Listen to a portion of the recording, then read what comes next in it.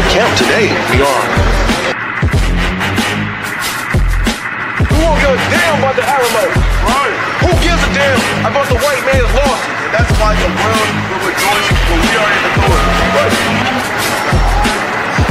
And the center of the rulers. The truth of the matter is that you, the white man, have painted yourself as Jesus Christ. Right. No more of the evil and the crimes that we learned from your people. And guess what? The more and more we change and become righteous, which we're doing today, teaching the love that we're teaching the righteousness that we're teaching, the more that you're going to fall and be back in a position of a servant.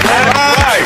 Because I never seen love for black people. I never seen love for Native Indians. Right. I never seen kindness for these people. Right. I never seen all of the good things you just said. I never seen them for black, Hispanics, and Native Indians. Right. So all of that heartwarming stuff that you're talking about is not applied in the barrios and the reservations. Right. All of the stuff that you're talking about does not apply to the ghettos of America. I understand you guys have been hanging out here for I don't know how long, and things have changed. The Alamos kind of taken over the territory. Because the last thing we want to do is have an officer get called out here who's not informed and act on something and get himself in trouble. Absolutely. Right? We're gonna make sure we speak to the whole shift about it, and everybody knows the legality of what's going on in Alamo Plaza, because obviously it's a little bit disorganized from what they want as to what is on paper. Once again, just undefeated when the Lord on your side. You know what I mean? The man in general, your honor, raised up real revolutionaries and rights that know what to fight for and how to fight.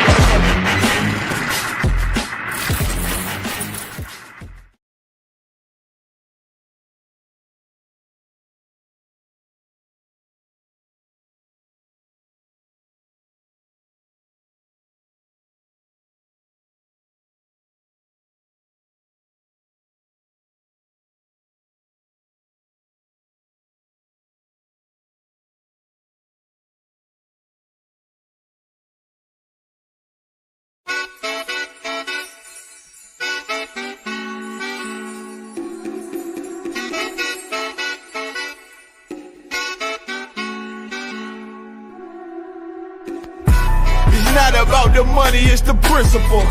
Gotta watch who you revere, who you listen to. I speak the Easter, so my flow medicinal. And I buried the old man, now I'm invincible. Gotta be wise in judgment, it's critical. Either couple with this brotherhood or you'll get ridiculed.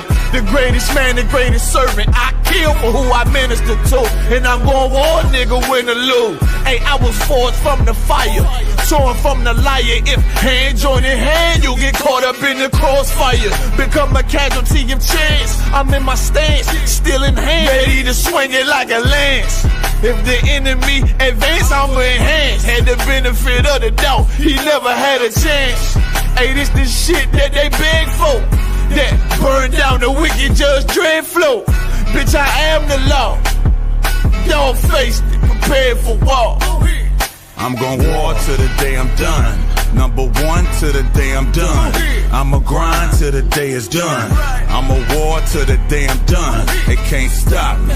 Nothing new up under the sun. I'm gon' war till the day I'm done.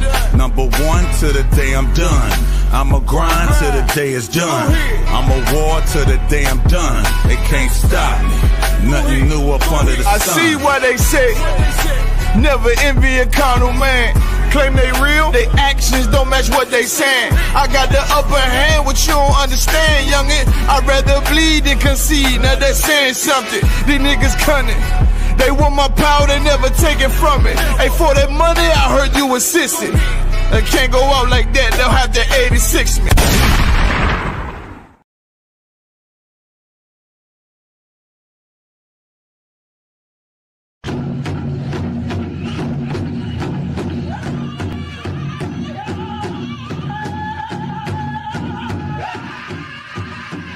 Everything will wash away.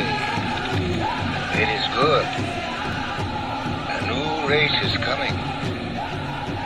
Everything will burn to ash. It is good. A new nation is rising. Everything will sweep away. It is good. A clean spirit is breathing.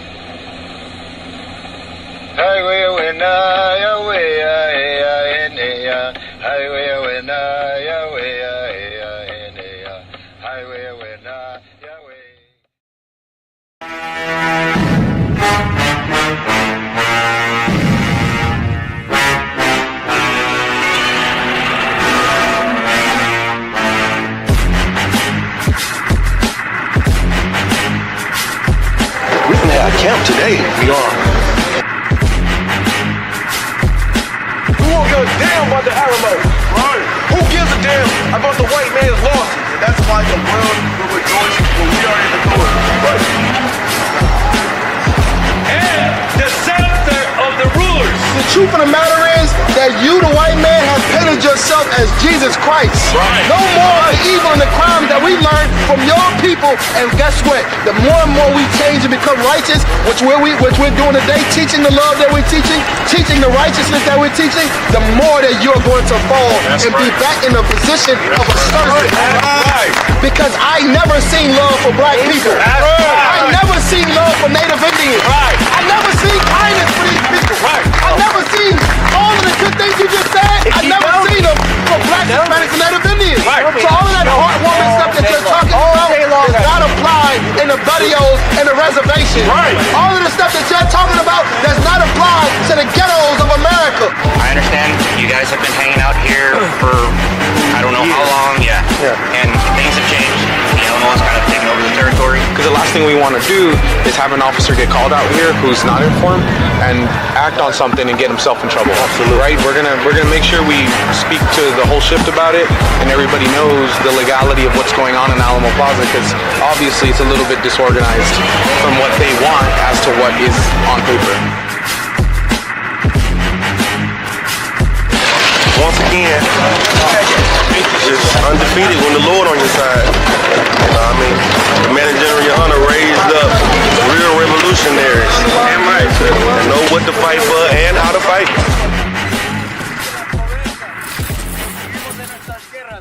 Al contrario, estamos escapándonos de Capítulo 4, versículo 17. Aún ha desfallecido nuestros ojos. Nuestros ojos han desaparecido. Tenemos la frente baja, tenemos la cara baja, porque estamos en un estado deprimido, en un estado de opresión. Aunque estemos en nuestras tierras o estemos aquí, hasta en el camino, en el viaje para venir aquí, nuestra mirada está caída. Esperando en vano nuestro socorro. Esperando en vano nuestro socorro. Nosotros pensamos que en venir aquí a estas tierras vamos a estar salvados de la pobreza y depresión y opresión que vivimos en nuestras tierras. Si al contrario, ya ven cómo nos tratan antes de entrar aquí. Ahorita tenemos muchos residentes y civiles de Venezuela que quieren escapar lo que viene, pero no pueden salir. No todos son narcotraficantes, no todos son gente malvada, aunque sí hay, pero ellos quieren escaparse para salir de una tierra bien malvada, que es el resultado de las acciones que los estados y los presidentes antes de Trump y antes de él han tomado, porque ellos fueron los que pusieron encargos en esos países. Ellos son las razones que ellos viven en las condiciones en que viven. Ellos tienen la reservación más semejante de petróleo del mundo, pero porque no lo comparten con el diablo, porque no lo comparten con América, es porque lo quieren invadir. Y ahora buscaron un pretexto para invadir a esas tierras. Igual que buscaron el pretexto para intentar de invadir a México con narcotráfico. Ahora lo quieren hacer con Venezuela, pero sin saber que nuestra gente, hispanos, negros e indios, nosotros no podemos ser vencidos. Esa batalla ha durado desde que el gringo, hasta antes de que el gringo llegó aquí. Nosotros estábamos peleando allá en Egipto, en Israel. Ellos no nos pueden vencer, no pueden con nosotros. Peor si estamos unidos. En nuestra esperanza aguardamos a una nación que no puede salvar. En nuestra esperanza, nosotros tenemos esperanza que ellos nos van a salvar y no van a poder salvarlos. Ellos no son nuestros salvadores. This country would be a communist country if it wasn't for Ronald Reagan selling drugs to black people. Right. That's a fact. That's right. Now you want to go and love this country. I'm not going to love that. America is a drug dealer. That's right. A cheap drug dealer. That's right. Why was the military guarding poppy fields in Afghanistan? You believe in Donald Trump. Why do you believe in Donald Trump? You think what Donald Trump doing right now to the Hispanics, you think that's right and just? Are you a Christian man? Are you a Christian man? Are you a Christian man? See, this is the issue. We serve Jesus Christ better than you two. Right. We do it. And we do the thing that got Jesus Christ killed. That's right. Coming and speaking against Rome, now we're speaking against America. Right. Because only in America can a convicted felon have the highest seat in the world and people like him love him. You know who trained the Taliban? You know who trained ISIS? America trained them. Right. And because of that, ISIS and the Taliban became quote-unquote terrorists. Think about all the things America did to black and Latinos. Right. Are we terrorists now? Everybody America shits on become terrorists. America stripped us of our soul. They did it. So now we're black and Latinos in America, and yet we see America abuse us. But then we want to say, well, you know, Donald Trump, he's sent from God. Donald Trump sent a pedophile to save my life. I'd be damned. Have you no morals? Have you no care for white children? Right. Donald Trump is molesting white children, and y'all still voted for him. You don't deserve kids. Woe unto them that call evil good. The Bible says destruction to them who call evil good. Is that not America? I have to see it right now on the Alamo. Look at Sam Houston, who was a damn slave master. That's right. Are you telling me, oh, I understand it now. I understand it. Right. If I was to be worshipped in America, I have to be an evil man. Right. I have to be a slave master. And king shall be thy nursing father. King shall be thy nursing fathers. Right now, the white man, the oppressor, he's the king on the earth. He's the ruler on the earth. But when Christ comes back, you are going to be our nursing fathers. Meaning that you are going to support us and give us the things that we need by your labor. Read. And their queens, thy nursing mothers. So your woman will do the same thing. If you want to apologize for what your people have done, Jonathan, you need to bow down to the earth. All right. They shall bow down to thee with their face toward the earth. With your face towards the earth. Read. And lick up the dust of thy feet. Now, Jonathan, go ahead. Give the Lord a hand. Boom your shoulder. Boom your shoulder. Go ahead.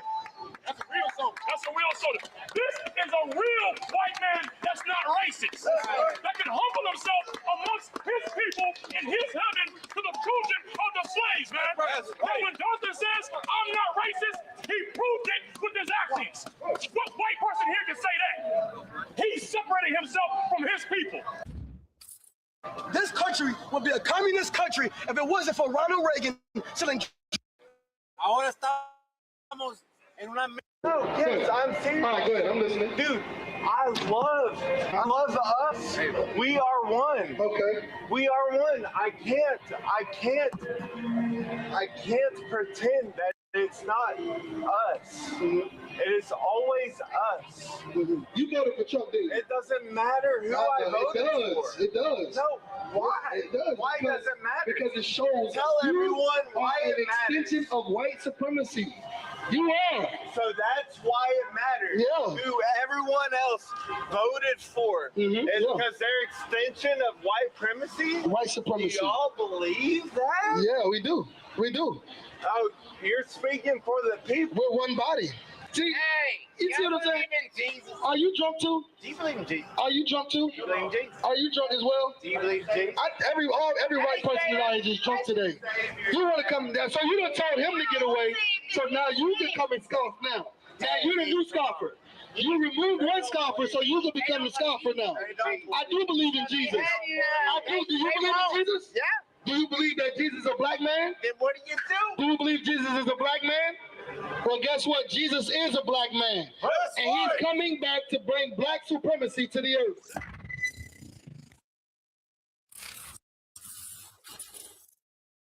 No, yes. I'm serious. And what happened in 1948? The Belfort Declaration was Who returned? and who returned. That's a fulfilled history. Hold on. That's right. shall live. So they Those live. are not What the was he talking Jews. about? They Those weren't. are not the real They Jews. weren't. Those are imposters. Ezekiel saw the people No. dead on the ground. No, because and then that the doesn't Lord asked them, That so doesn't this happen. dude live. And That he said, doesn't happen "You know, Lord, until you know." Christ returns. That's Has right. Christ No, returned? sir. Has Christ returned? Yes. No, he had. When? He came the first When time. did he return? He's coming the first time. When did he return? The second coming has not returned. He's coming in the clouds of glory. And when he returns, What that's about- when Israel shall be restored. What about Corinthians 15 when he says he's What coming about back? it? That's what we're waiting on. No. That's You're when the nation confusing- is restored. You're confusing No. 15. Yes, you You're are. confused. You're confused because you've with been chapter 15. bamboozled to believe that they are the real Jews. That's right. Give me Revelations 2 and 9. This is the book of Revelation, chapter 2, verse 9. Go ahead, couple that we vision. Go ahead. Don't interrupt the word of God. Who is it? Go ahead. You're not the word of God. You're not the word of God. What? And poverty. The real Jews are in poverty That's today. right. They're not running Hollywood. Oh, no. They're not running the military. They're not running the Diamond God District. said Read. you are the head, But not the thou tail. art rich. But thou art what? Thou art rich. Go ahead. We're rich because we're going to inherit the kingdom. That's right. Read. Right. God is not. And I know the blasphemy. The what? The blasphemy. You know what blasphemy is? Yeah. What's blasphemy? Speaking against God.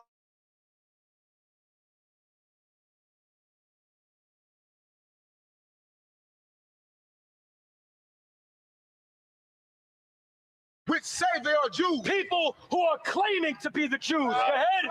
and are not. And are what? Isaiah 2, verse 4. And he shall judge among the nations, and shall rebuke many people, and they shall beat their swords into plowshares. And that's what's coming now. What's coming now is that they gearing up for war right now, for the Third World War, because Israel is the valley of Jehoshaphat, the valley of decisions. And you know what's going to happen?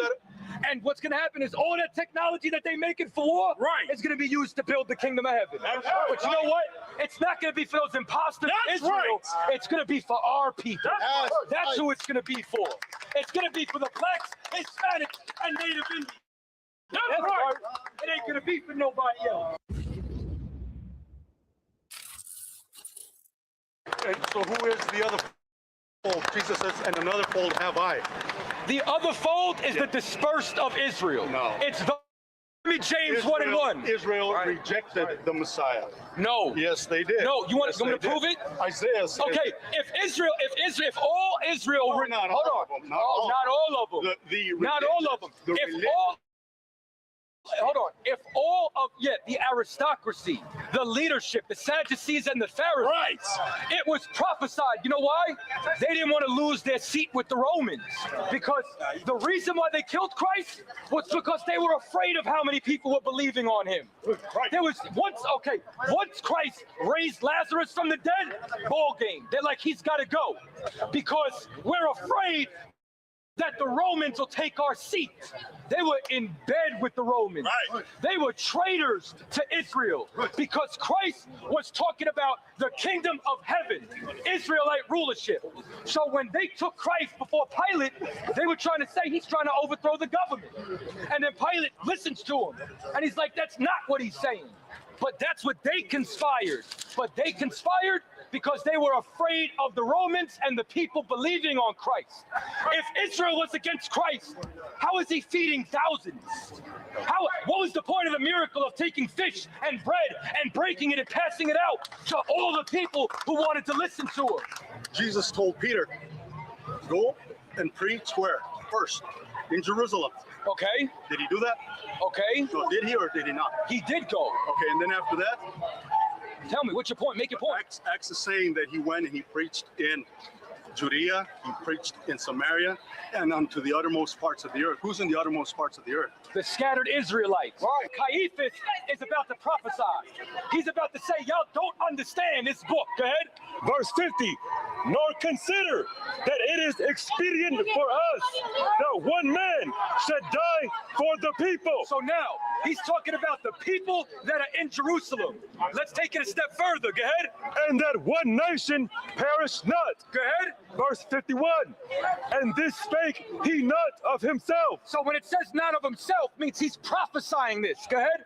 But being high priest that year, he prophesied that Jesus should die for that nation. Go ahead. Verse 52. And not for that nation only, but that also he should gather together in one the children of God. The children of who? The children of God. Children of who? The children of God. Go ahead. That were scattered abroad. Now, who was scattered? Israel was scattered. So Christ died for not only the Jews that were in Jerusalem, but those who were scattered in Samaria and in Pontus and in Corinth. And so who is the other fold? Jesus says, and another fold have I.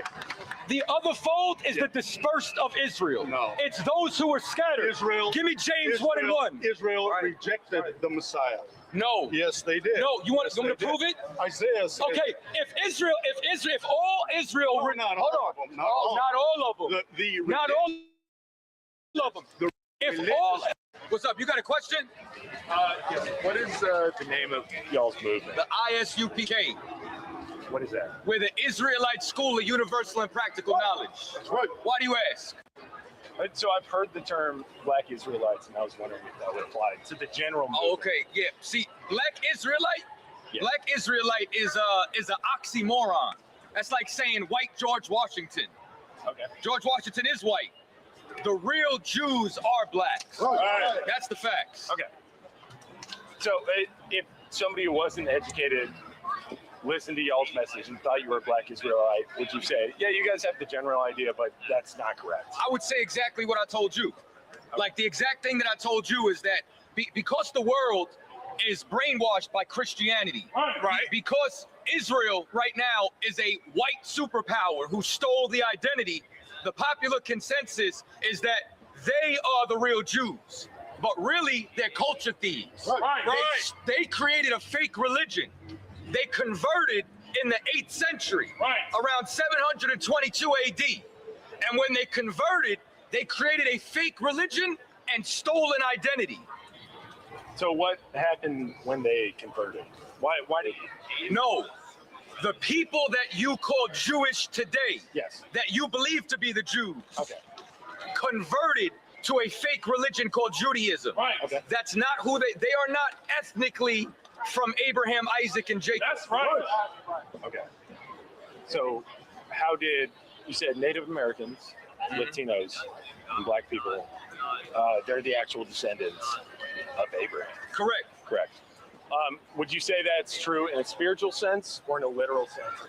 No, in like spiritually, we're God's chosen people, and ethnically, bloodline. Okay. Like you can't, like if I asked you your nationality, what would you tell me? It's kind of a general white. Just generally white, right? Something along those lines. But you wouldn't tell me you're Chinese. And if you ate every meal with chopsticks, if you put on a chi su, Wouldn't make a difference. it wouldn't make a difference. Well, being a Jew is not a religion, it's a blood right. Okay. You know what I'm saying? Birthright. You have to be born from one of the 12 tribes of Israel in order to be a part of the nation of Israel. So you're literally a descendant. Literally descendants. And what they are is Jewish, or they're Israelis. Israeli, that means to be an inhabitant of the land. Okay. Jewish means of or pertaining to. We are ites. Ite means to be the son of, the descendant of. What's up? You got a question? What you do to him? I didn't do anything. I just told him the truth. I just told him the truth. We have to go. Nice talking to you. All right, you too, my man. Y'all have a good one. I know I'm from the tribe of Judah. I know I'm from the tribe of Judah, from the nation of Israel. I don't know you don't know that. I do know that. I know that for a fact. What do you know? What's the motherfucking called? The motherfucking what's it called? Hey man, hey, that's been disproven already. That shit ain't real. That shit ain't real. Where your parents from? That shit ain't real. My parents are from Israel. From the tribe of Judah. I told you that already. See, you thought you were coming up here. I'm trying to tell you. All right. We're good? All right, clap it up. All right, shalom. To all the brothers. Shalom out Shem Yahshua, all the sisters. This is the Israelite School of Universal and Practical Knowledge taught out of 1 West, 125th Street, Harlem, New York, under the command of Johanna. Of course, today's going to be the Tuesday Brotherhood class. We're talking about how you should love your brothers and, coming into the truth. A lot of people are stuck out in the world by themselves. You hear about a lot of individualites going off and by themselves, but how can you make it on your own? How can you make it on your own? You can't make it on your own if the whole Bible is about brotherhood and us coming together. Right. You can't make it on your own. I mean, can a lion make it on its own? No, they run in what? They run in packs. They run together. That's how they live. They live together, running in packs, just like a coyote. Can a coyote make it on its own? Think about the ants. Yeah. Can an ant make it on its own? Now, what happens when an ant loses its pack? It just walks in circles and dies. Yeah, it walks in circles and dies. It's called the death circle or something like. I forget what it's called, but called the death circle or something like that. They end up walking in circles and end up dying because they cannot run without each other. Well, it's the same thing for us. We can't run without each other because without each other, we're weak. Right. And as you see in America, that's why the oppressor had to get you separated. He had to separate and pick at you one by one because together he couldn't pick at you. So he separated you, making you individual, making you believe that you didn't need each other. Now you go up the block, you don't really know a lot of the people that live next to you because you're so, you're so enclosed and not knowing everybody. Right. Once upon a time, used to be a time where we was all together. We was all together. You'd be able to go in the neighborhood and you would know everybody. Even your children knew everybody. And your children would be able to get disciplined by everybody on the block. All the parents on the block.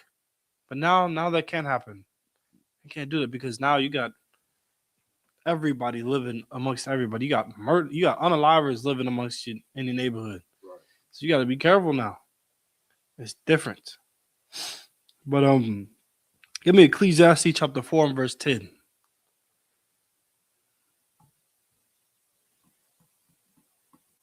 Because what individualites do is they take out the most important thing. Being a brother to your brother. Ecclesiastes what? 4 and verse 10.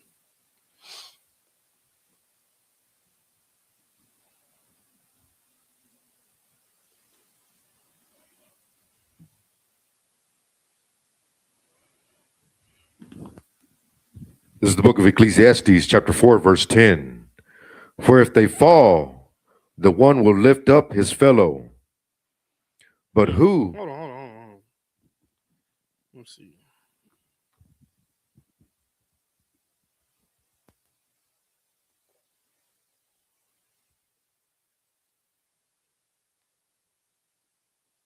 Oh, verse 9. Start at verse 9. Okay.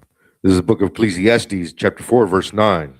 Two are better than one, because they have a good reward for their labor. Two is better than one. Yeah, but is one better by itself? Does it say that? No. Does it say that one person should run by themselves? Two are better than one. It says two is better than one. Why is two better than one? Oh. So they can both work at the same time, sir. I mean, yeah. You get more work done. You get more things done. Why else is two better than one? Did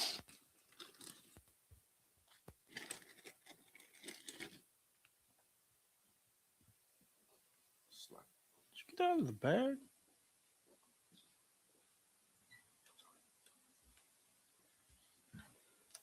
Man, all right, hold on. Why else is two better than one?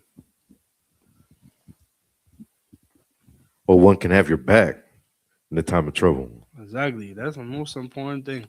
One can have your back during the time of trouble. Can one ant do it on its own? No, but two ants. And then the two ants turn into three ants. Three ants turn into four ants. Yeah, 60 ants. See, you got an ant, like you gotta imagine from an ant's point of view. Like, you ever seen Bug's Life? What was the message that the cockroach or what? No, it wasn't cockroach. It's a cricket. No, it was a locust. Oh, locust, yeah, same thing. That's the same thing. But the what he was talking about was actually very heavy because it's true. He said, "Hey, he threw. I think it was a seed at him. Right. He threw a seed at him. He's like, did that hurt? Like, nah. Well, he's like, that's. I can't remember fully what he said, but it was like that's one of the ants. Right. That's one of the ants that you're fighting against. He's like, oh yeah, that's easy to take on. But then he opened the whole latch up with a bunch of seeds, and they all fell on him, and they unalived him. Right. He's like, well, that's all of them if they join together. Right. See, that's how we have to view us, like the ants, coming together. We have to come together. We can't do it on our own. We have to come together and depend on the Lord. Right. That's what we have to do. But 2 is better than 1. Because why? Keep on going. Because they have a good reward for their labor. Because they have a good reward for their labor. They get more work done. Right. They're able to get more done when there's 2 of them. Keep on going. Verse 10. For if they fall, the one will lift up his fellow. For if one falls, the other will lift up that brother that fell. Right. See, what happens when you fall and you're by yourself? Who's there to correct you or tell you if you're wrong, if you're going in the wrong direction? No one. There's no one to help you get the understanding of what you're doing wrong. Who's there to make sure you're not overly drinking or doing something you're not supposed to be? There's nobody. There's nobody to tell you what to do. There's nobody to tell you when you're doing wrong or if like there's nobody. You're on your own. So how do you know if you're doing right? If you're on your own. You have a brother to help you up. See, like when you're at the club or something, you may not know you're drunk. Right. But if another brother sees you, he taps on his shoulder, he'll be like, hey, brother, I think you should calm down drinking. Well, then, what should you do? Listen to the brother because he sees outside the box. You know what I mean? He sees outside the box. Yeah. But someone that's on their own, they're just going to keep drinking and keep drinking and keep drinking. No, I ain't drunk. I'm good. And keep on going. Keep on going. But who to him that is alone? Wait, hold on. Wait, say that again. Hold on. Not who. But also like it. But woe to him that is alone. What does that mean? What does woe mean? Destruction, sir. Yeah, it said destruction. But it says what? Woe to him, but woe to him that is alone when he falleth. That is alone when he falleth. What? Why? For he hath no another. For he hath not another to help him up. Yeah, because he has nobody to help him up. It says destruction unto him that is alone because he has nobody to correct him. He has nobody to look after his back. He has nobody to make sure he is okay. Nobody. That's why the scripture says, woe unto him that is alone. It says, woe unto him that is alone by himself, because if he falleth and go on a path that he's not supposed to go on, he's alone. Right. He's by himself. There's nobody to correct or to help that brother get back on the right path. That's why we can't be individualites. Right. We can't be individualites. We can't be on our own because this is going to take all of us. This is going to take brotherhood and sisterhood. I mean, that's what this is all about. Us coming back together under the Lord. Right. Keep on. Verse 11. Again, if two lie together, then they have heat. But how can one be warm alone? Exactly. I mean, if two lie together, then they got some. They can get some warmth. Like what do penguins do when they get cold? They huddle together, sir. They huddle together. See, imagine if a penguin was on his own by himself in that freezing cold winter storm. Imagine. he would freeze to death. But if he was with his pack, he would get in there and be warm. Get in there and be warm. I mean, he'd be warm. But alone, he is cold. And he doesn't create no heat. It's the same with like, imagine if when you're by yourself, you don't create no heat. Imagine if you were stuck in the winter, in the cold by yourself. You wouldn't create no heat. Well, it's the same thing. Same thing for us. Imagine if you was trying to do some work right and you were just by yourself. You wouldn't get very much done. You wouldn't do very much. But us doing it together, that's what makes more work done. There's more work that gets done. More work that it's just done. Read it again. Verse 11. Again, if two lie together, then they have heat. But how can one be warm alone? How can one be warm alone? There's nothing getting done by just one person. One person can't get everything done. That's why even Christ himself wasn't by himself. If Christ himself, if it would really only took one person, Christ would have did it himself. Right. He'd have been doing it himself. He would have been by himself. Well, no, I'm good. I don't need y'all. I can get it myself. But he wasn't by himself. No. He had brothers that was willing to stand and die for him. Right. Keep on going. Verse 12. And if one prevail against him, two shall withstand him. And a threefold cord is not quickly broken. What's a threefold cord? It's like that's a rope. That's a rope just don't have one strand. It's got different strands interwoven together. Yeah, it's all woven together. Just like on my whip, I put many different strands on there. Right. It's not just one. It's all. If it was just one, it just and break and be done. Right. But it's many different strands, and together those strands are strong. Right. They make a pretty strong strand. Well, read that again. Verse 12. And if one prevail against him, two shall withstand him. If one prevail against him, two shall what? Withstand him. Withstand him. What does that mean? Shall fight with his brother. But that means what? They got his back. Yeah, look at withstand. Stand? Yeah, come on, look at withstand.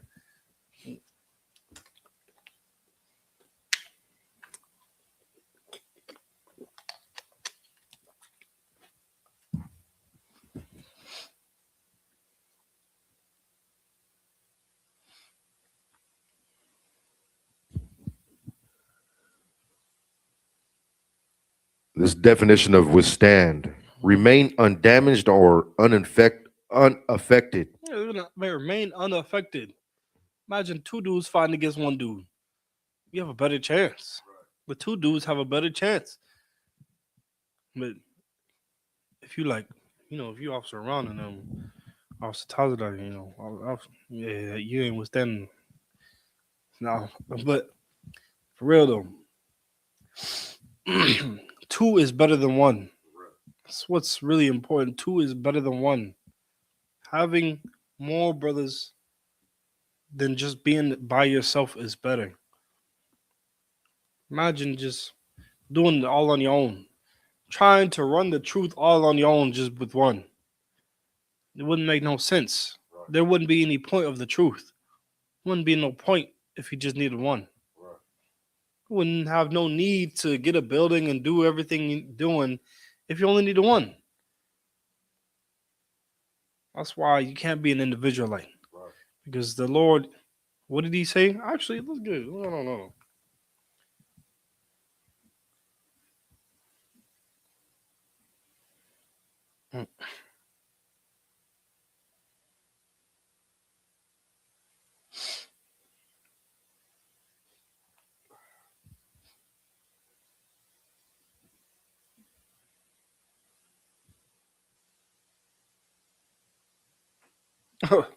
Give me Jeremiah 23:3. Because then, if you were just trying to be an individual, like you would be going against exactly what God's plans are. You'd be going against His will. Because what is God's will? So, like you, sir, God's will is for all 12 tribes to come together. Yeah. But keep and go ahead and read this. This is the book of Jeremiah, chapter 23, verse 3. And I will gather the remnant of my flock out of all countries whither I have driven them, and will bring them again to their folds, and they shall be fruitful and increase. It says, and I will gather the remnant of my flock out of all countries whither I have driven them. They're going to be gathered up again. Right. How can you gather something up if you're trying to make it individual? Okay. The Lord is gathering us up again. He's gathering us up from where? Read. Out of all countries whither I have driven them. Out of all the countries, from all the countries. We're coming from New York. We're coming from all over the earth. We're coming from England. We're coming from Haiti. We're coming from everywhere. We're coming out of every which place. We're coming out of Texas. We're coming out of Mexico. We're coming everywhere. Everywhere across we're coming out of the Dominican Republic.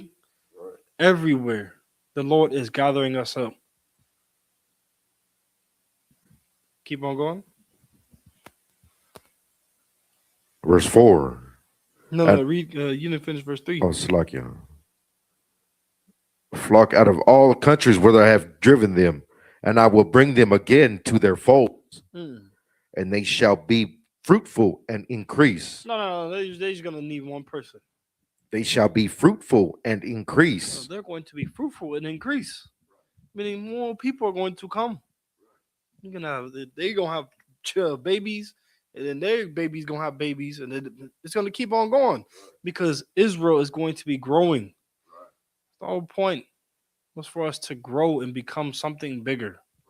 That's the whole main goal is for Israel to grow and be at a better state. We're working to make Israel into a but like we're going into the vision that the Lord has for us. That's what we're trying to do. We're trying to get to a spot where the Lord wants us at. That He looks at us, He's like, that's what I want. That's what I like to see. But He wants us to be what? Be fruitful and increase. Right.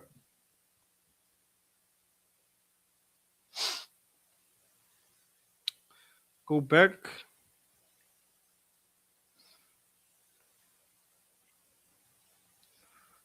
Go back and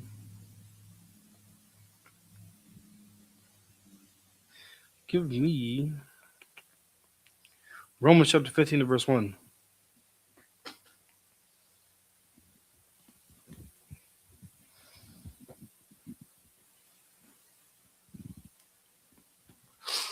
Because Scripture says you cannot be on your own. Because then how would you even be able to follow anything that the Scripture says? Go ahead. This is the book of Romans, chapter 15, verse 1. We then that are strong ought to bear the infirmities of the weak. Oh, well, hold on, no. That didn't say we. That said I. We then. I think I. We then that are strong ought to bear the infirmities of the weak. That says we then. Meaning multiple people. Right. It says we then that are what? We then that are strong ought to bear the infirmities of the weak. We then that are strong ought to bear the infirmities of the weak. But how can you do that if you're an individual? Right. It's impossible because then you would just be on your own. Right. The people that are strong, the people that come into the knowledge of the truth and that get strong-willed and have a strong spirit, those people are supposed to do what? We then that are strong ought to bear the infirmities of the weak. We have to bear the weaknesses of the other people, right.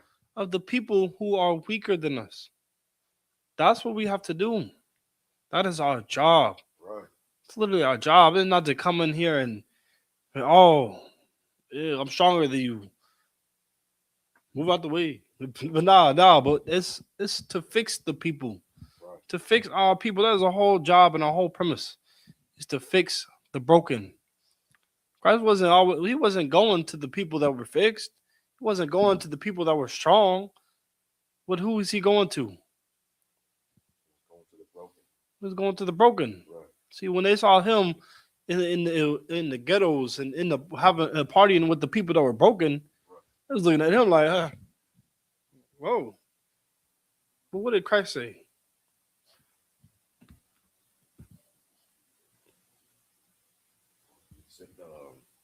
So, like you, sir, he said the healthy doesn't need a physician or something like that. I'm misquoting what he said. Something about the sick need the physician, if I'm correct.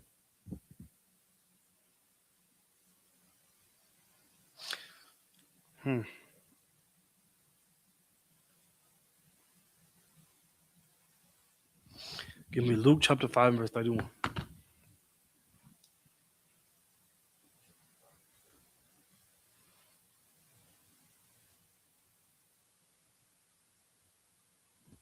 This is the book of Luke, chapter 5, verse 39.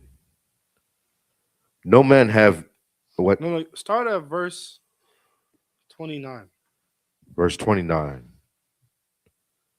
And Levi made him a great feast in his own house. And there was actually verse 30. Verse 30. You started verse 30. Verse 30.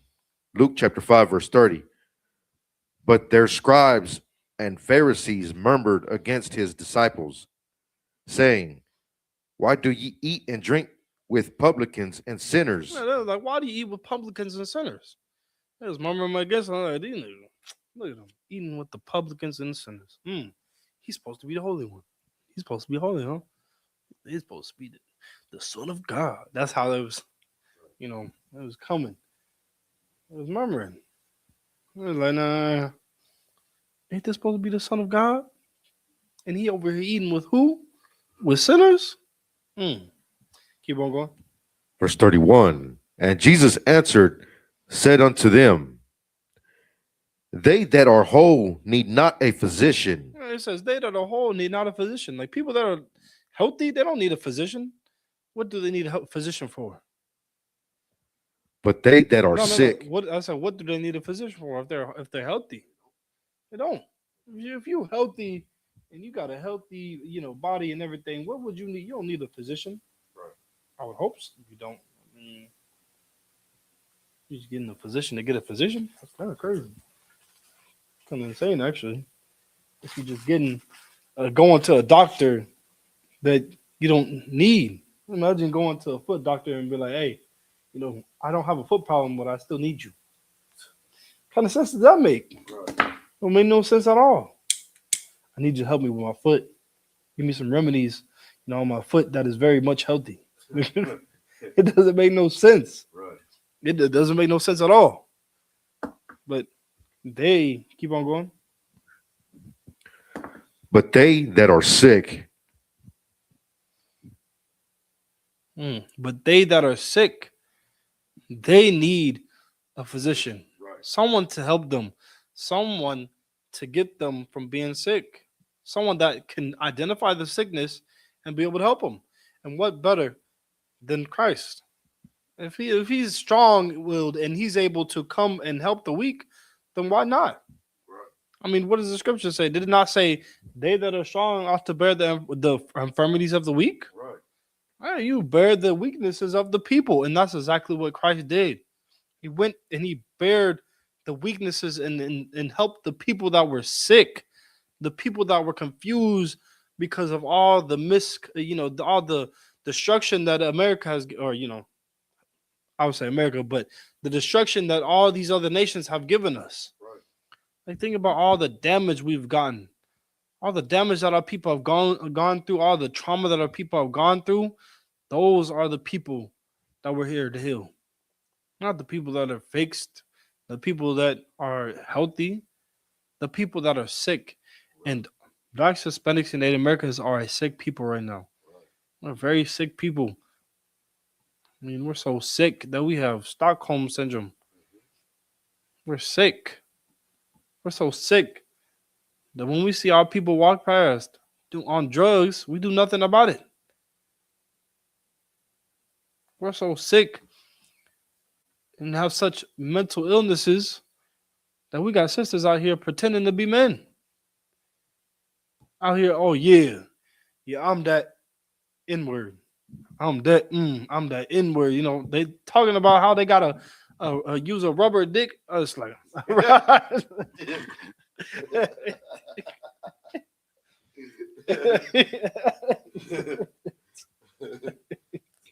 A rubber rod. A rubber rod. It's like how they use a rubber rod and how it. Oh yeah, like what the heck is we talking about? Yeah.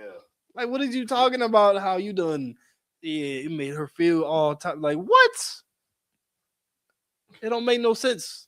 It don't make no sense at all. You know what? Actually, if we're gonna get like I actually heard the most craziest thing. Like they be talking about how, like, oh man, I don't like how people don't be saying nothing during, you know, during doing the nasty. Yeah. Like how they be talking about how, oh, that I don't like how I don't be saying nothing, like nothing, or like, you know, it just makes me feel like you're not really into it or anything. Like what? What is you talking about? It's a rubber rod. Yeah. It's not the real deal. Right. The real deal. It feels different. But it's a mental illness that we have. It's straight confusion, actually. Right. And it's something that we have now that the oppressor has given us. Confusion. He's turned, you know, righteousness into evilness and evilness into righteousness. He's made us confused. Very confused, and it's just a mental illness that we have to come out of, because us as a people, we are very sick. So thus that are strong, we have to fix the sick so that we could be sane, to keep our sanity. That's what we're fighting for. We're fighting to keep our sanity. That's right. And we're helping each other keep our sanity. That's what Christ did. That's why he helped the crazy man in the wilderness. That man was crazy. He was out of his mind. And Christ came and took the demons off him. He was like, oh my goodness, what? Whoa. And they seen he was normal. He was sane. He was like, oh no. No. That's what Christ came to do. And that is our mission and our job too. Is to heal the sick, heal the people that are in need, heal the people that want to be sane. Read that again. This is the book of Luke, chapter 5, verse 31. And Jesus answered, said unto them, they that are whole need not a physician, but they that are sick. Keep on going. Verse 32. I came not to call the righteous, but sinners to repentance. Well, they say you didn't come to call the righteous. There would be no need if everybody was righteous. Right. There would be no need for Christ to come if they was righteous. If they was what? They was regular and they was perfect. And it had no diseases, no nothing, no problems at all. But Christ came to call the what? Sinners to repentance. Yeah, the sinners. He came to get the people that were sick. Right. He came to get the people that need help. And nowhere else can you get help except for here in the Isupk. That's right. The truth. This is where you get the help. That's right. That's where you come and get sanity. This is where you come and you get the righteousness that you need. That's where you become righteous. That's where you become righteous. And the only place you can become righteous. You can't come righteous anywhere else and doing it by yourself. Can't do it being an individual like. You gotta go. You gotta get yourself with your brothers. Right. Here in Isupk, because anywhere else you can't do it. See, people think that they could just sit there behind the screen watching us from afar. It doesn't work like that. You're sitting there watching us. You have to be with your brothers. It's not the same as being by yourself. Because who's going to make sure you're doing what you're supposed to do? Who's going to make sure you're doing and being righteous? Just like when you go to get the drug rehab, you got someone there to make sure you're not doing drugs, to keep you from doing drugs. I mean, or alcohol abuse. You go on and you alcohol rehab, they go on there and they're making sure you're not doing alcohol. It's the same thing. We're gonna make sure you're not doing anything terrible. We're gonna make sure you're not breaking the laws of God. But hey, brother, you shouldn't do that. It's not a good idea.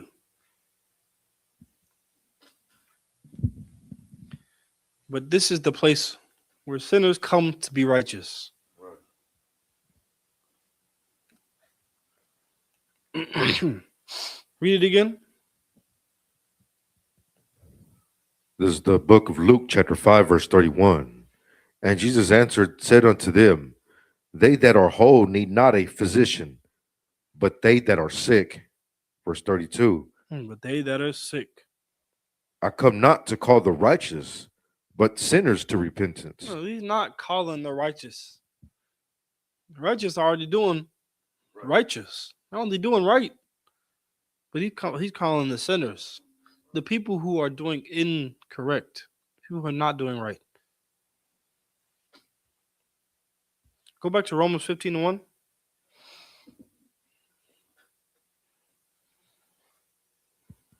This is the book of Romans, chapter 15, verse 1. We then that are strong ought to bear the infirmities of the weak. Yeah, we then that are strong ought to bear the infirmities of the weak. That is our mission and our job, is to bear the infirmities of the weak. The problems that the weak have, we bear those things. Ooh, the light turned on just in the like. Ooh. We bear that. We bear the burdens of the people who are weak. And to help them get strong so that they can do the same thing also. But they have to become strong, or they're not going to be able to bear the infirmities of the other of people that are weak. Yeah. God. Keep on going. And not to please ourselves. Yeah, and we can't please ourselves.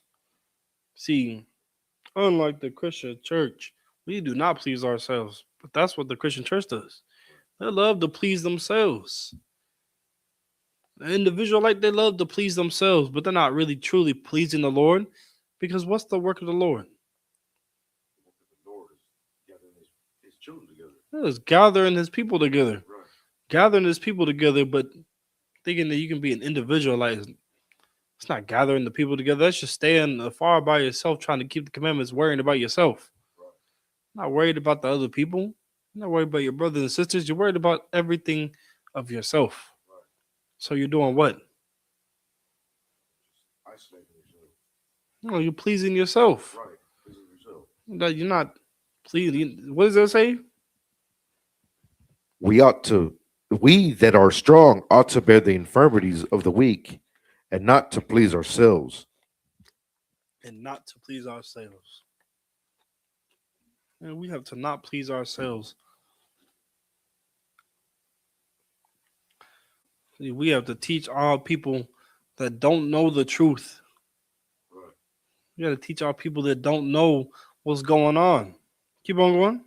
Verse 2. Let every one of us please his neighbor for his good to edification. Yeah, we got to please our neighbors for the good edification, because our people are coming from a place of unknowing. Yeah, of ignorance. We don't know about we really truly don't know about God, because we've forgotten about him. In the Christian church, they don't know about God. They don't know nothing about God or what God wants or what God likes or what he approves and what disapproves. They just know that they just got to get what they want. Right. That God is someone, or is whatever they imagine him to be. Yeah, it's a genie to them. It's a genie to them. They They could wish him out, and he grant them whatever they want. No, that's not how God works. God requires something of you. He requires you to go out and do the work of the Lord. He requires you to go out and be a brother to your brothers. He requires you to go out and keep the commandments. That's what he requires of you. He don't require you to be a prayer warrior. It's not what he wants. But that's what the Christian breeds. Right. It's the Christian church breeds. They breed prayer warriors. Not knowing that this against God. Like nothing they do is righteous. Everything they do is against God. Because why? They're praying for their own lust. Right. They're praying for their own needs instead of praying for their people. Instead of praying for the people to be better, for the people to be healed, and for the people to come off of their sicknesses, they're praying for more money. They're praying for more cars. They're praying for more bigger houses. Those are the things they're praying for. Instead of praying for things that actually matter. None of that money don't matter. That car, that don't matter. That house, that don't matter. It don't. But this truth, this is what matters. The knowledge of keeping the law, statutes, and commandments is what matters. That's what matters. Fearing the Lord is what matters. Because when you do these things and you lead yourself to do your own lust, that's not love towards your brothers, but that's hatred. That's hatred. What is it? Give me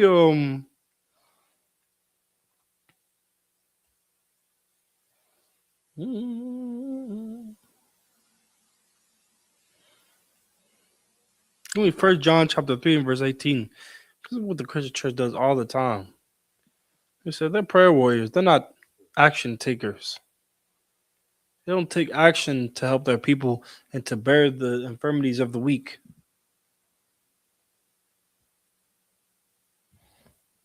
This book of 1 John chapter 3 verse 14.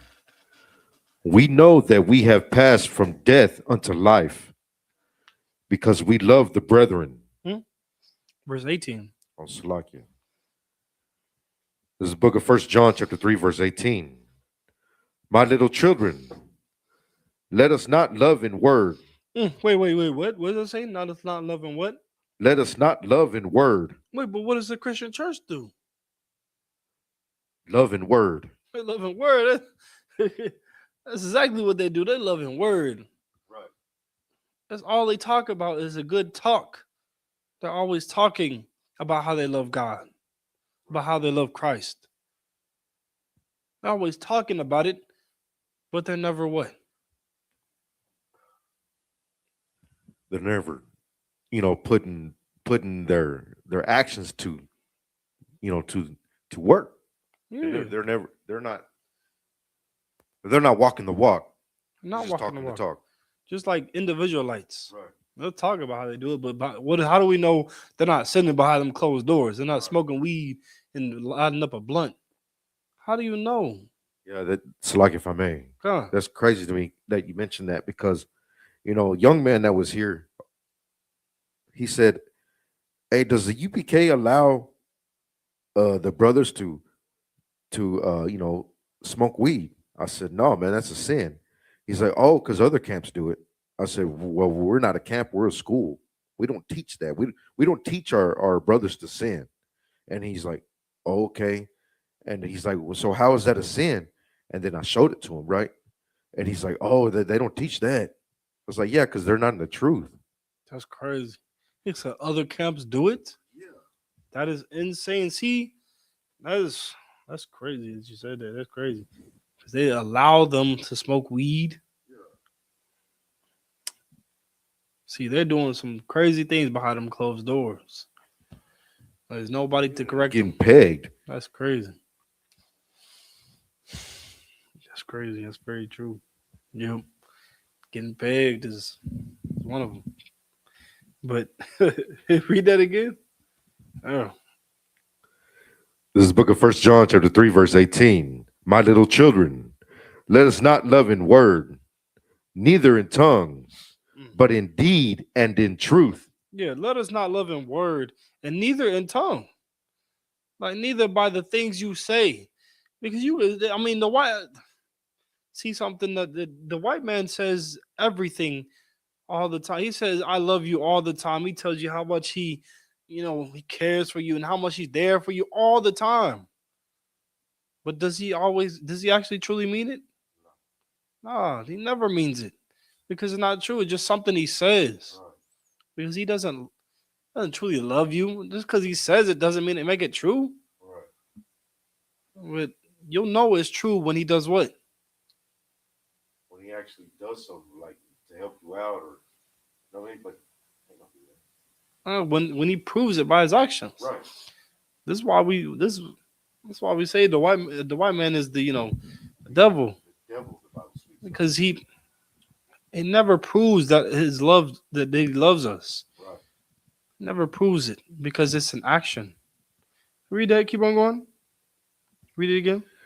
Verse 18. My little children, let us not love in word, neither in tongue, but in deed and in truth. But indeed, what's a deed? A deed is an action, sir. Yeah, it's an action. I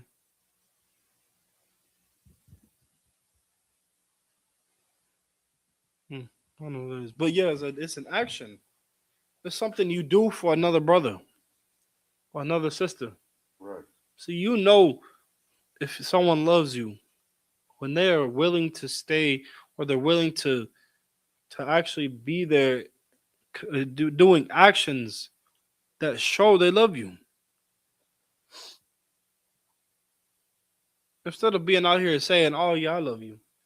I love you. Yeah, yep. That don't mean that they love you. They say it all the time. You hear it in relationships all the time. Oh yeah, I love you. You're just throwing it around like it mean nothing. Oh, I love you. Yeah, I love you. Oh, I love you. Oh. But they prove not to love each other because they end up what? They end up leaving each other at the end of the relationship. Right. Breaking up and going off and saying I love you to somebody else. Saying I love you to all these different people. You know how many people they done said I love you to? And they still don't mean it. Right. That I love you is fake. Until you prove that you are willing to stay until death. Right.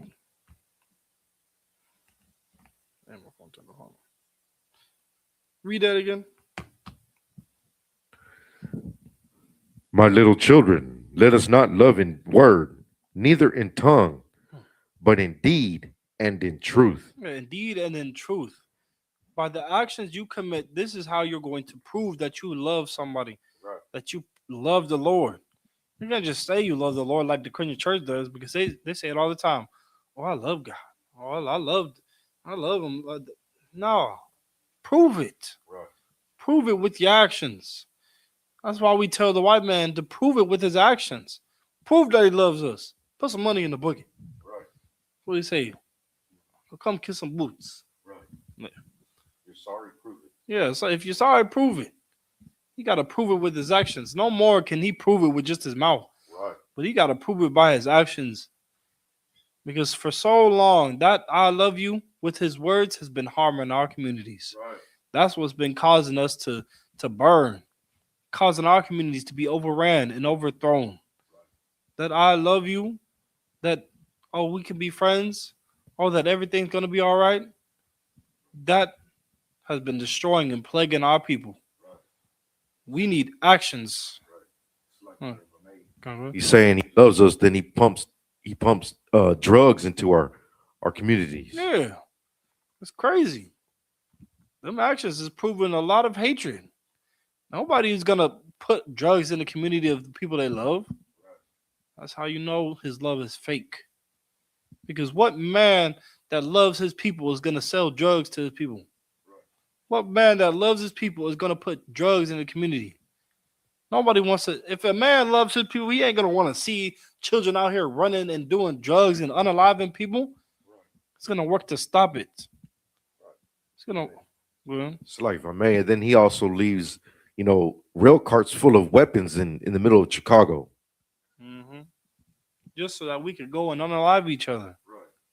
Like no man is gonna do that. That loves his people. No man.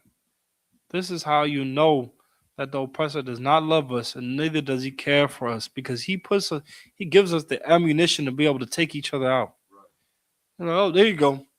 Go ahead and unalive each other. Go on and do the. Yeah, go ahead and get rid of these people. He's trying to take you out. He's trying to take you out of the game. Right. And us, we fall for the trap. We fall for it, right? Then we fall for it. But no more will we fall for it. Now we require action from the white man. Right. Action. If you love someone, it's going to require actions from now on. If you want to love, what is first you got to even understand what love is. Right.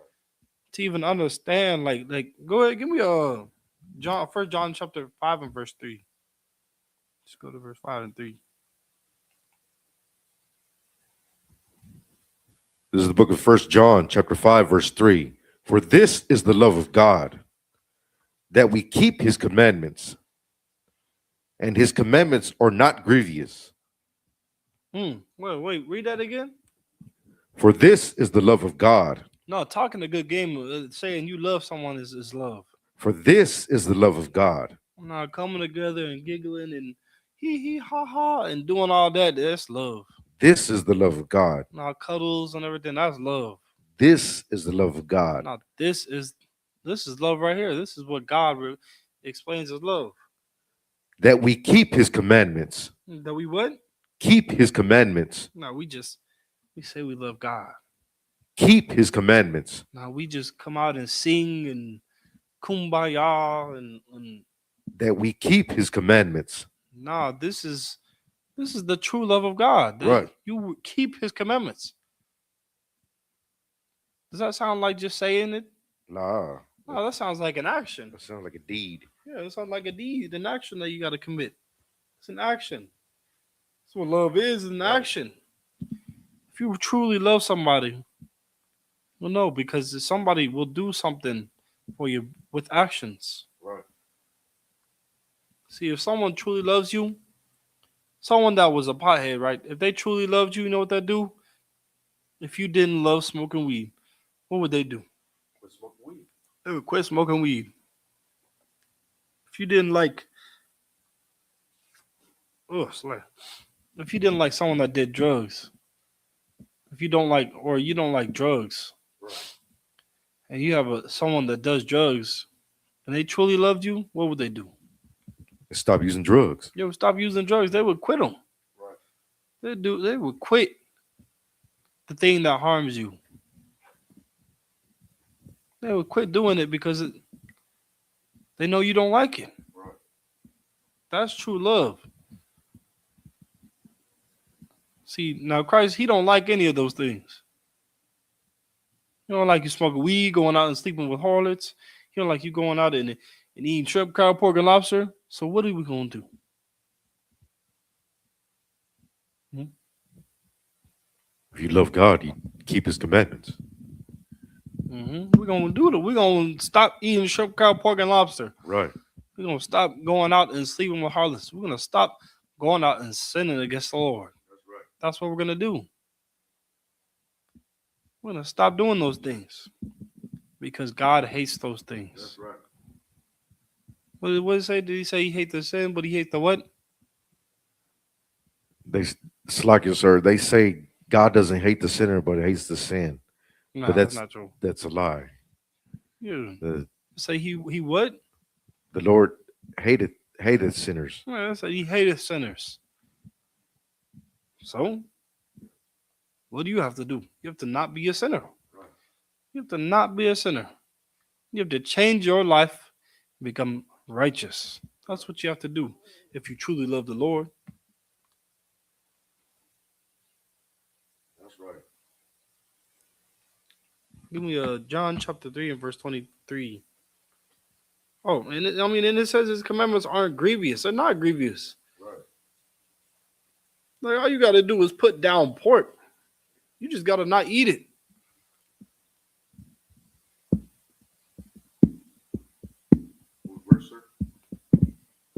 Verse 23. This is the book of John, chapter 3, verse 23. And John also baptized in Aenon, near to Salim, because there was much water there, and they came and were baptized. This is the book of 1 John, chapter 3. Oh, it's like this is John. 23. He said 1 John, chapter 3, verse 23. Yeah. This book of 1 John, chapter 3, verse 23. And this is his commandment. His commandment. What is his commandment? That we should believe on the name of his Son, Jesus Christ, and love one another as he gave us commandment. That we should do what now? We should believe on the name of his Son, Jesus Christ. Yeah, hold on. This is a real cut right here for the people who believe that Christ is God. Because literally the Most High just called him his son. Right. He said that what? We should believe on the name of his Son. The name of his Son. Jesus Christ. Yeah, keep on going. And love one another. Telling us to love one another. We should be individual. We should be love individual. one another. We should be individual and hate each other. And love one another. No, this is saying that we should love one another. And what's one of the things that the Lord told us to do when it comes to loving each other? Bearing each other's infirmities. Yeah, that too, but no, not that point. For an individual life. For an individual life, we got to come together. Yeah, it says we got to come together. Right. The scripture literally tells the whole Bible literally tells us to come together. Right. That's the whole point of us come. This is the whole mission. Us coming together back under the Lord. Putting the two sticks together. You got the southern kingdom and northern kingdom. Christ is coming to bring them back together. Right. But for an individual, like they believe you just gotta stay separate. No, but how can you bear each other's burdens alone? You can't bear each other's burdens alone. You can't do it. You Yeah. Well, you have to come together. Because you cannot bear each other's burdens alone. Read that again. This is the book of 1 John, chapter 3, verse 23. And this is his commandment, that we should believe on the name of his Son, Jesus Christ, and love one another as he gave us commandment. Yeah, we should love one another. This is the commandment. Right. This is an order from the Lord. This is an order from Christ that we should love each other. Give me Luke 6 and 31.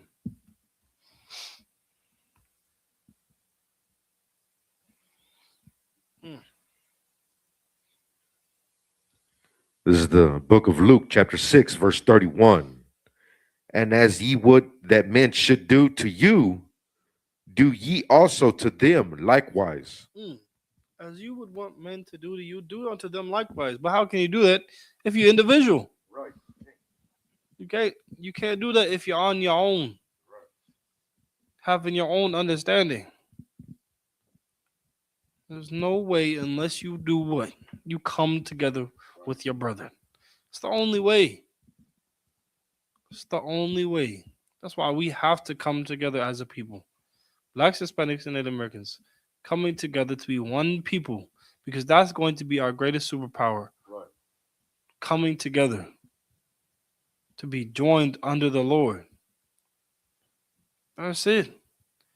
If Blacks, Hispanics, and Native Americans came together, this place would fall by night. Right. Literally, if we all came together, just decided to drop everything and come together and love each other, right. Work on loving each other, this place will fall. Right. This place will fall like that.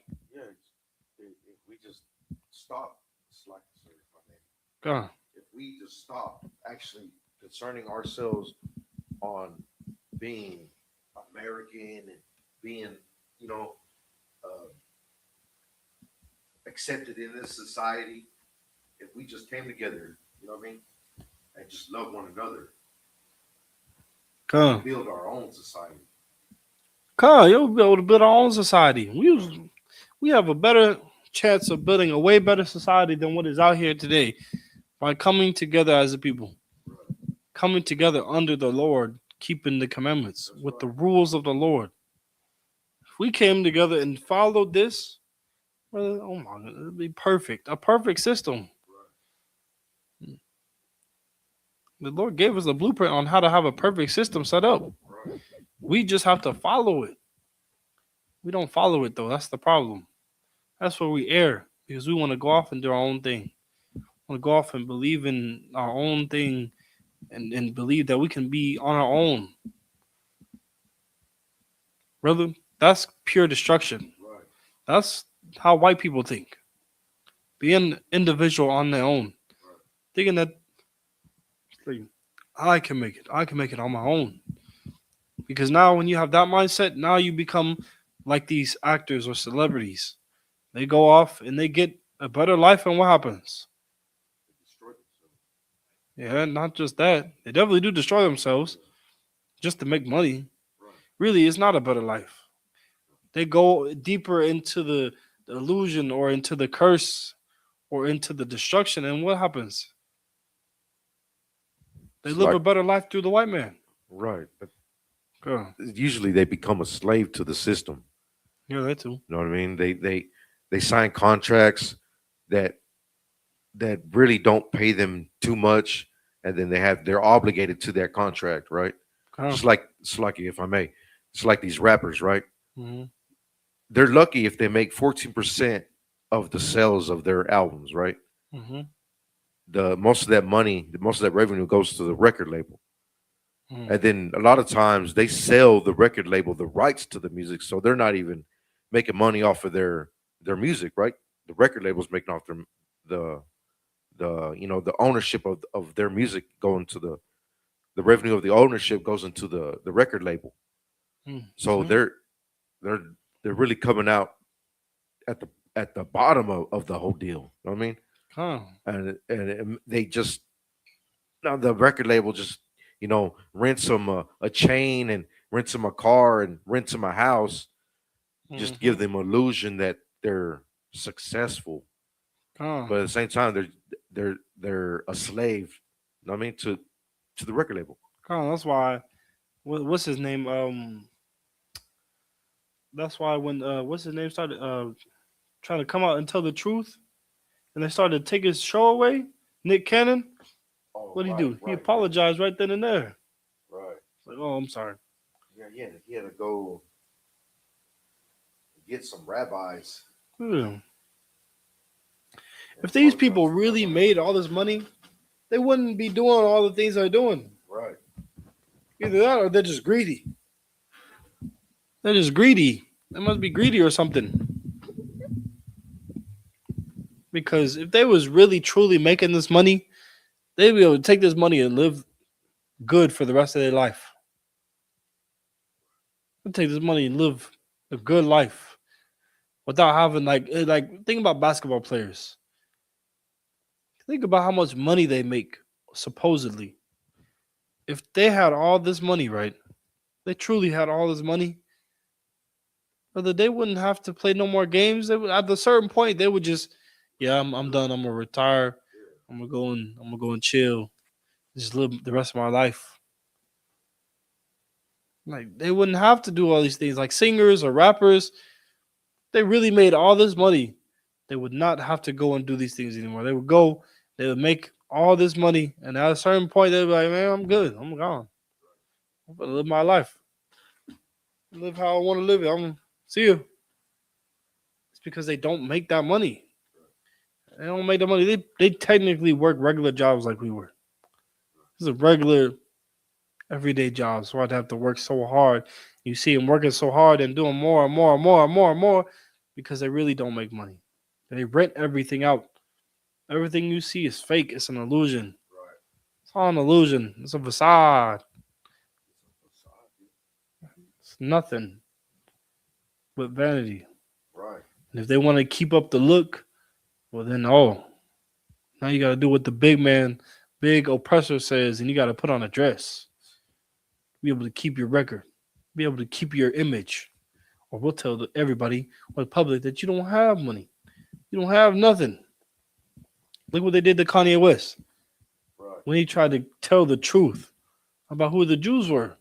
They took his dealership with Adidas away. I was like, oh, well, we're going to take it away from you. Yank. Took it away. Just because he gave his opinion. I said, That basketball player, what's his name? Kyrie Irving. Kyrie Irving, yeah. Kyrie Irving. They took his position away. I was like, no, you can't play basketball no more. Just because he recommended the book. Yeah. That's crazy. I'm like, can't do it no more. I'm going to have to take your spot because you're telling the truth. Because now you a Negro that has an opinion. So now we got to take your position. You got to be a quiet. Well, you got to be a quiet N-word. Got to be quiet. Shh. Can't say nothing. Because as soon as you say something, they take everything away from you. But these people that get a little bit of something, they don't even come back to help their own people. Yeah. Not even the Christian church. Christian pastor he ain't out there helping people, but he's using the money from the people to help himself. That's what he's doing. You don't help the people at all.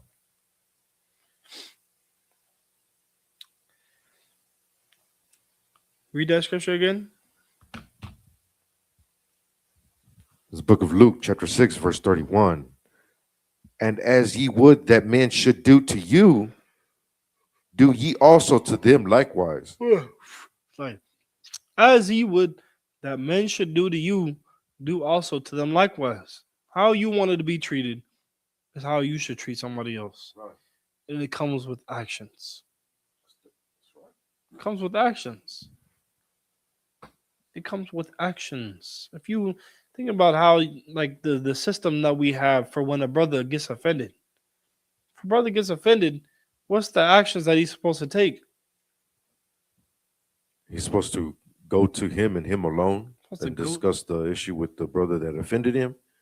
And if he doesn't hear him, then he takes it to counsel. No, if you don't hear him, he's supposed to go and talk to the brother and let him know of the situation. Like, hey, brother, this situation happened. I'm just letting you know. And then that brother could either, if he says Salakia, then and doesn't do it again, then it's squashed. Right. But if he says, brother, man, anything else but Salakia, then you just take him to counsel. Right. He's, all right, we're going to counsel. It's all right. It's like it's all right. We'll take it to counsel and see who's right. But that's how a situation gets resolved. Right. Read that again. This is Luke chapter 6, verse 31. And as ye would that men should do to you, do ye also to them likewise.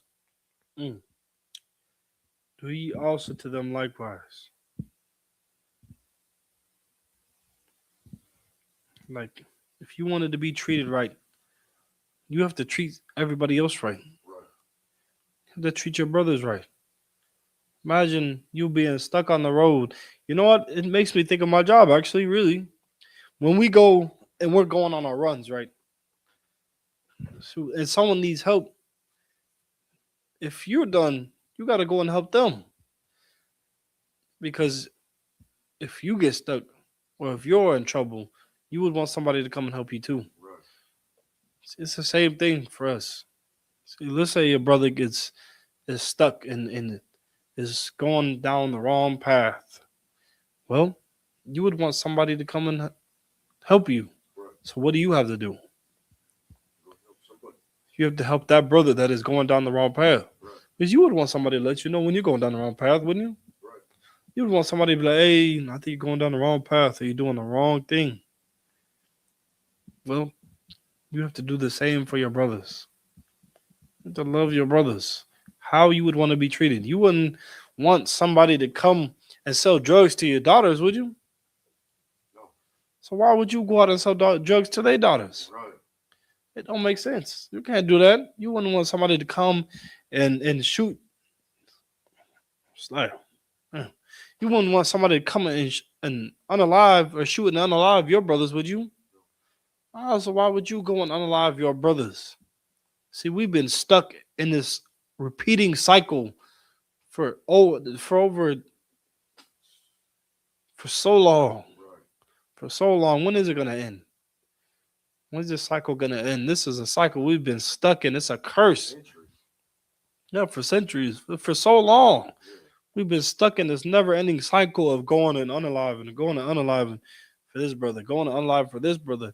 Oh, this brother unalive this brother? Well, we're gonna go unalive that brother for unaliving this brother. Well, he now unalive that brother, so now we gotta go get our get back and unalive this brother. Well, he got his get back. Let's go get him now. Go. And it keeps on going. And it never stops. It has never stopped. And it was all started by the oppressor. Right. All he did was shook the jar. It's a bunch of ants. Yeah. Just shook the jar. It said, and what do? We all started attacking each other. Not realizing who the real enemy is. See, if you have a jar full of ants and someone comes and shakes it, what do you think they're gonna start doing? They're gonna start attacking each other. Right. They're gonna start fighting against each other. But who's the real enemy? The one that shook the jar. Exactly. Right. And that is the oppressor. Right. Literally. He shook the jar. He the one who put the drugs in the communities, put the guns in the communities, and he came in there and he was conniving and was like, oh yeah, little Ray killed Pookie. Blamed it on them. And after that, it just kept going down the line. Now we're going back and forth, and it's a never-ending stop. It's never ending. Never ending. Right. Just falling for the white man's trap.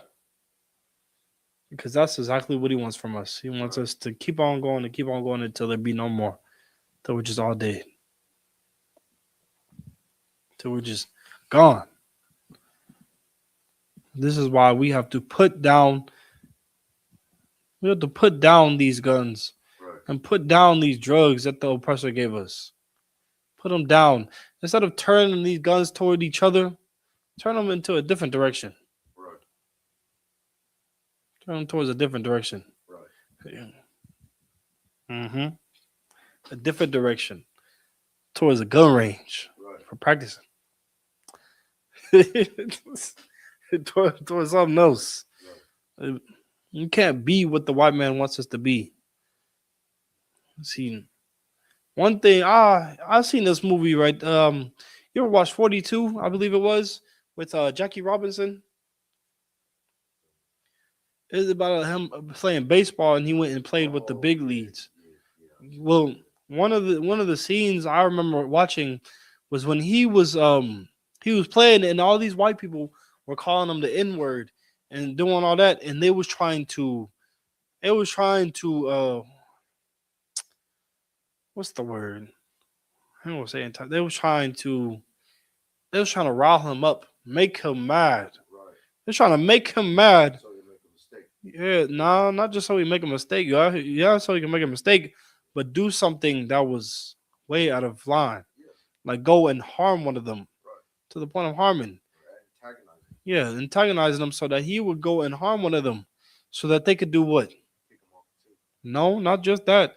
So they could do what? Throw him in jail. No. Discredited.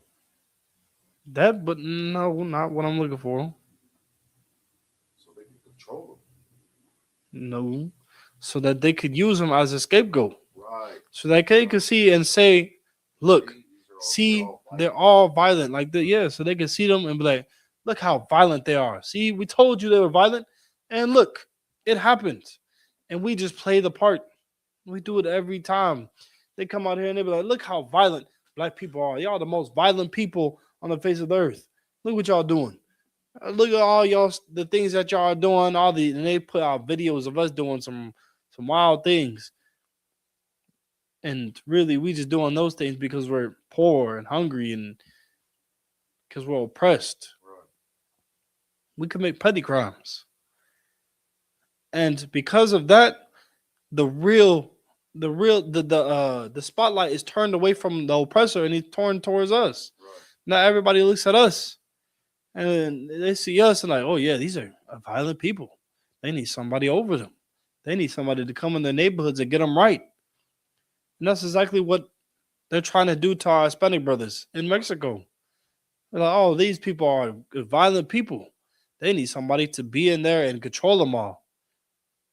They need somebody. That's probably why they're gonna invade Mexico. They're probably gonna invade Mexico and say, oh, they're gonna do it by, oh, they're violent people. They need somebody to control them, to get them straight. Good. So like, if I may, like there's this uprising that's happening in Mexico with the youth, right? Mhm. They're tired of all the gentrification that's happening in their communities.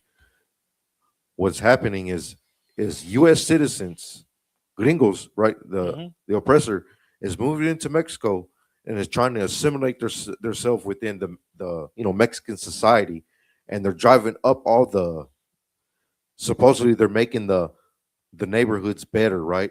But it's nothing but gentrification. They're driving up the cost in the neighborhoods because they're they're opening up American shops. They're bringing like for instance Starbucks into the neighborhoods, right? Starbucks you really can't find Starbucks in Mexico unless you go to like Mexico City or Chihuahua, you know what I mean? Like the big cities. But they're bringing into these small little towns, right? They're bringing all these these American brands, right? And it's driving up the cost of everything, all the economy in Mexico, right? They're getting paid. The invaders are getting paid really well. You know what I mean? Because they come in already with money. They're already rich. They don't care what it costs to rent out that little building that they have. Oh, so what if it goes up $50 a month? You know what I mean? But the people are poor. The Mexican people are poor, and it's driving up their property taxes or whatever, what have you. You know what I mean? So they're getting tired, and they're writing, and they're spray painting all the new businesses, telling the gringos go home. Tell them go home. I've seen that actually, that video. And I've seen that. It's getting kind of bad to where the government has to intervene now, to where they gotta calm down the rioters. You know what I mean? And they're starting to spray them with water, like the water guns, stuff like that. The Mexican government or American government? The Mexican government. Oh, yeah. But the Mexican government is not really for the people. Okay, it's for America. Yeah, it's just deployed for the oppressor. Oppressor really runs the government of Mexico. Oh, so Mexico really ain't even Mexico. It's controlled by white people. Right. See, that's what I'm talking about. Yeah, these people have been destroying us completely. Right. They're just destroying us with their words, with everything. They're in our neighborhoods, everything. Right. Thinking now they got to come in and, now we got to come in and we got to run stuff because these are just animals. No, the real animals is the white man. He's the real animal. And all we have to do is we have to stop playing into his play. We have to stop being the part that he is wanting us to be. And we have to be what the Lord wants us to be. That's right. That's what we have to do. We can't be the scapegoat no more. Can't do that no more. For too long, we have been the scapegoat, hating each other. That's what the old president wanted, for us to be set against each other. That's why he put all the systems in place that he has in place. The woman going against the man, using dang, that went up fast. And using child support and everything. Right. Those things are a plague in our communities. Right. Because now he is giving this woman power and it is destroying them. He's using the Black and Hispanic and Native American woman as a weapon against the Black, Hispanic, and Native American men. they're now become weapons. And he gives them power. And the more power he gives them, the more of a weapon they are.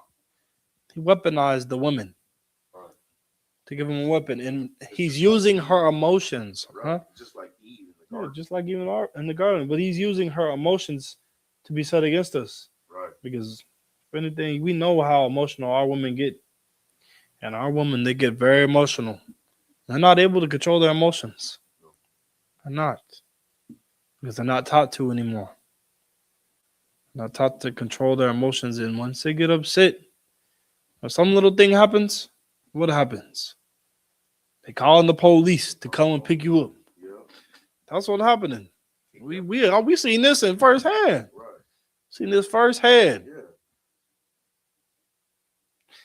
I ain't gonna talk about it, but we seen this firsthand, which is crazy. But these are the things that are happening to us. And this is why our women, we have to teach our women to stop playing their part. Stop being what the oppressor wants you to be, which is that weapon.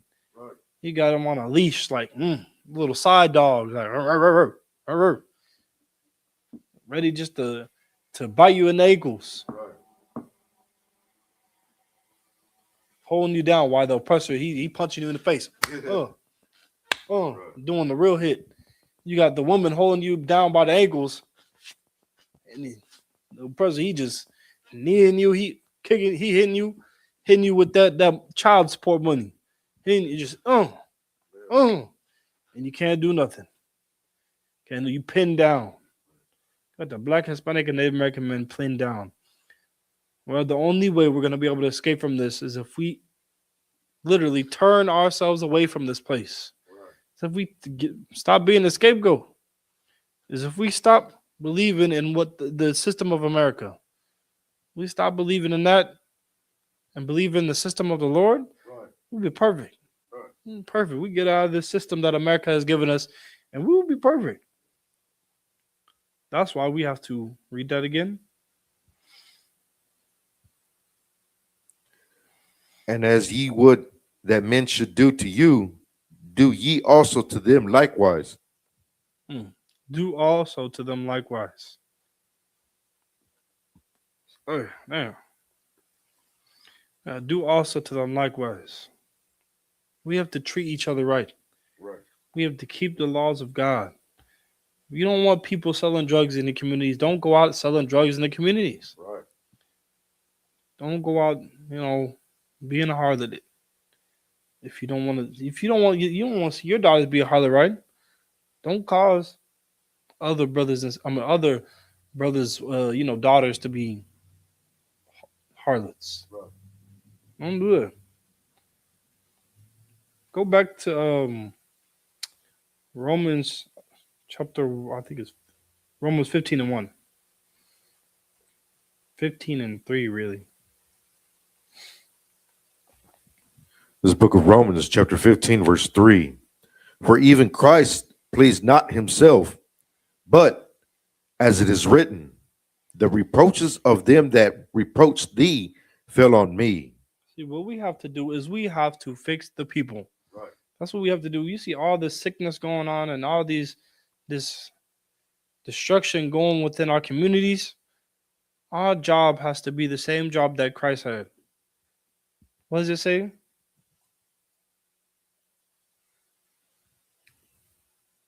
For even Christ pleased not himself, He says, even Christ pleased not himself, but did what?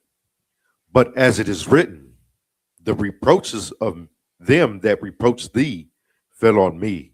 And all the reproaches of the people, they fell on Christ. Right. So he took care of the people. That's what he did. He loved the people by fixing their problems. Right. That's what we need. We need men that are going to go out and fix the communities, fix the problems that we see. We have too many men out here thinking they prettier than women. That's what we have out here. You got men thinking they prettier than women. Think about it. You got the men that be on them cameras doing too much. They be doing too much with them skinny jeans and it's too much. Too much. Thinking they way more prettier than women. It's crazy. Like it's absolutely crazy. Like you got women out here thinking they're more manly than men. It's insane. It's backwards. Right. How can? Ooh, he almost got in the wreck. Being out here with no lights, but yeah, they got women out here being more manly than trying to be more manly than men. It's crazy. Yeah, I see the video that Oscar Bar sent me. It's funny. It is some trans dude out here talking, doing this weird little thing. It was at the gas station, and the woman behind him was all like, she was like making them faces and everything, and she comes up to the cash register because the dude in the cash register was like, "Oh, I'm doing a prank on people. I get people's numbers and everything." And well, she comes up was like, "I don't like that. No, none of that. I'm a real woman." Talking about how she's a real woman. She was a real woman. And she's like, "No, I don't like all that." And that's what our women have to do. They have to, instead of accepting this, if you want to fix the community, instead of our women that accept this, they should be ashamed because they're letting the black man be destroyed. Instead of accepting this, they should reject this. They should look at a man that is trying to dress up as a woman and say no, because you are making a mockery of us. You're making us look like we're nothing. Like you got men out here trying to be more womanly than women. How does that make sense? When women have woman parts, it don't make no sense. They can't get no more womany than that. They got woman parts. They a woman. But then you got men out here. Yeah, I'm a woman. I'm a woman. Like, no. My pronouns are she. Like, what? Yeah. Confusion. Right. Destroyed. That's upside down. so it's upside down. Like our women, they have to reject that. Right. Too many women I'll be seeing, they don't reject it. They be encouraging it. Right. Their best friend is yeah. You said their best friend is it. Oh, they be encouraging that, and it's like, no, you need to reject that because he's making a mockery of you. Yeah. What are you doing? And then we have women coming out here making a mockery of us. That is unacceptable. Once upon a time, we were such a high-statured people. We didn't know those ways. Right. Now we have stooped so low. We have literally stooped at the bottom. We're at the bottom right now. Right. Of the bottom. So confused, so destroyed. It's bad. Right. And this, we have to fix our people. Right. Because right now, brother, when you go outside and you see the things that our people do, it is diabolical. It's the most diabolical thing you can look at. You see the destruction of our people. We have stooped so low. We just smashed it to the ground. We ain't even on ground level. We under the ground. Right. We in the dirt, in the mud, seeping down. Hell. Yeah, it's hell. The lowest of lows. Right. But to get out of this, we have to reject those things that are evil. Right. Like women, you have to reject the man that comes and tries to impersonate you. And men, you have to reject the woman that comes and tries to impersonate you. Because these things are the things that destroy our communities. It's the things that plague our communities. It's straight confusion. That's what it is. Yeah. And it causes us to be violent against each other. I mean, they the most violent. It's the most violent spirit on earth. You ever see how a relationship between two gay people? It's terrible. It's terrible because everything's always broken. You got TVs punched into. I mean, they're always talking about trash to each other. Like, because they think that love comes with words. Oh, I love you. I love you. Oh, I love you so much. And it comes with hugs and kisses. And no. Love is an action. It's an action between a man and a woman. Right. That's love. Keeping the laws of God. Fearing God together. Staying together forever until the end. That's love. doing what God said to do. That's what love is. See, you have an obligation to that woman when you get with that woman. You have to stay with her until the end. And she has an obligation to stay with that man until the end. You can't leave each other.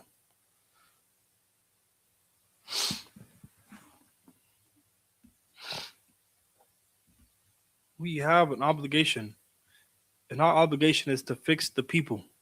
But we can't do that if we're trying to be individual. We're trying to be on our own. How can you fix the people if you can't even fix yourself? Right. You have nobody to fix yourself. See, nobody goes and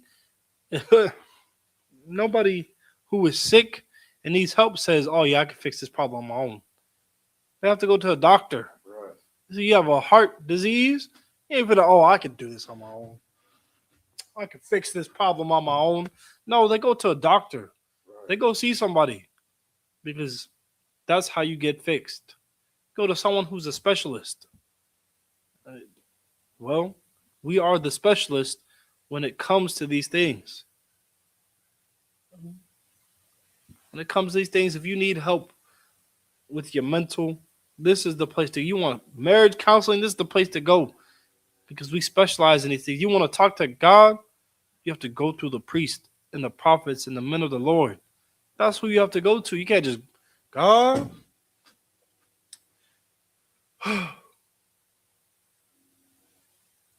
I need a big house. Need all the money I can get. Make me rich.